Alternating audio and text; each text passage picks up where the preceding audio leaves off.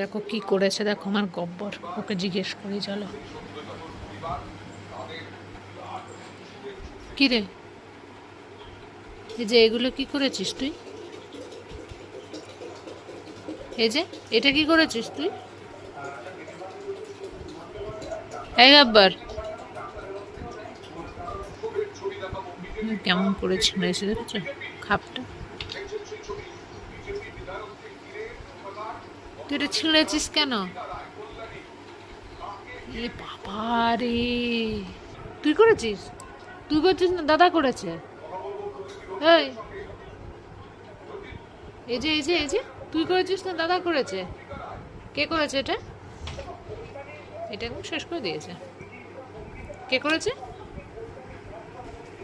কে করেছে? তুই? এখন আর হাত দিলে কি হবে?